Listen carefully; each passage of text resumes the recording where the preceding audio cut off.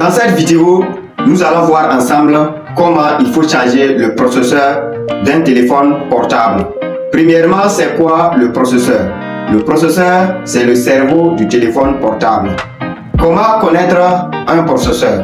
On peut connaître un processeur à travers de l'écriture qui est écrite sur le circuit imprimé. Par exemple, MTK qui veut dire Mediatek, ça c'est un processeur.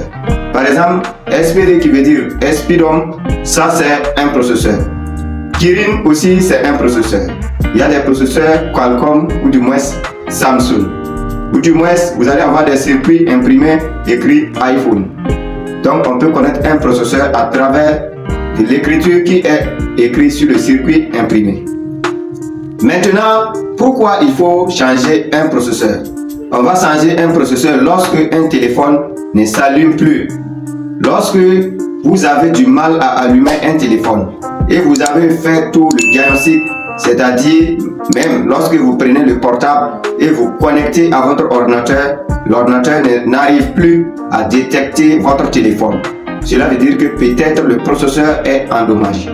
Donc on change le processeur par dernier recours, c'est-à-dire lorsque on n'a plus de solution de pouvoir réparer le portable, c'est en ce moment on change le processeur. Il y a des signes thématiques qui nous permettent de changer le processeur, comme vous l'avez compris tout de suite, lorsqu'on a un téléphone qui ne s'allume plus. Donc, j'ai déjà montré quelques méthodologies qui vous permettent de diagnostiquer les pannes. Mais si vous avez diagnostiqué les pannes et vous avez constaté que la panne vient du processeur, c'est là maintenant que nous allons changer le processeur. On ne change pas un processeur juste parce qu'on veut le changer. On change un processeur juste parce qu'il n'y a plus d'autres solutions pour pouvoir réparer le portable si ce n'est que changer le processeur. Donc, allons-y maintenant sur la pratique.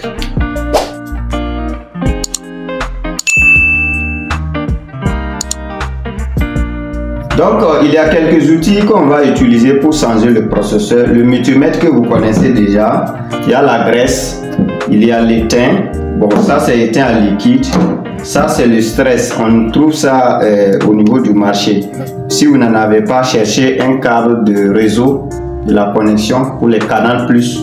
Voilà, et vous découpez. Vous allez voir ça là-bas. Ici, on a les pincettes. On a la broche. Et on a les tournevis. On a la vaporisation, ça c'est le diluant. Maintenant ici vous allez remarquer, vous allez voir ici on a le microscope et vous allez voir ici c'est écrit Speedon. Ici c'est la graisse que j'ai mis autour du processeur pour pouvoir l'enlever facilement. Donc maintenant on va allumer la vaporisation et lorsqu'on allume la vaporisation, donc maintenant on prend le processeur, on approche et lorsqu'on prend la vaporisation, on va aller tout simplement chauffer sur le processeur jusqu'à le degré que il soit enlevé.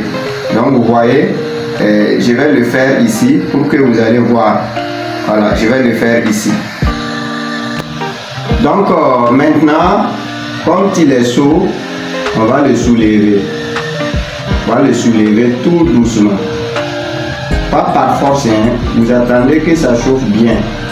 Lorsque ça chauffe bien, que vous l'enlevez, vous allez trouver que tous les schématiques sont corrects. Vous voyez, on nettoie,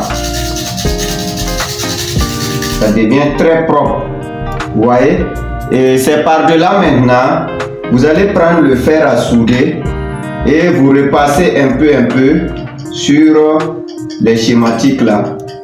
Voilà, pour que l'étain puisse ressaisir, c'est-à-dire parce que vous allez ressouder la pièce. Vous voyez, tout est propre. Ici, vous voyez qu'il y a un petit combinaison de masse ici.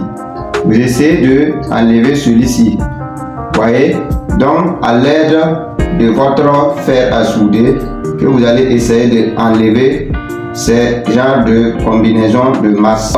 On va replacer le processeur. Vous savez, quand on voulait enlever, c'était classé comme ça, Speedon. Maintenant, on va allumer la vaporisation.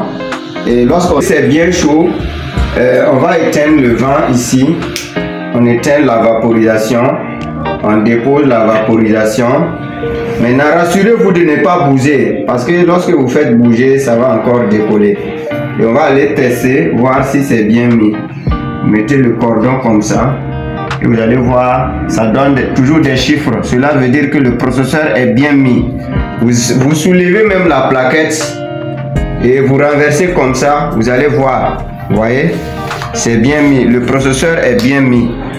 Voilà, c'est un processeur Speedom. Donc, je veux vous dire que proposez toujours votre client, on va changer le processeur, voir. Et si vous changez que ça ne marche toujours pas, là il va payer un nouveau plaquette. Voilà, c'est comme ça on change le processeur. C'était tout pour cette vidéo. Merci beaucoup.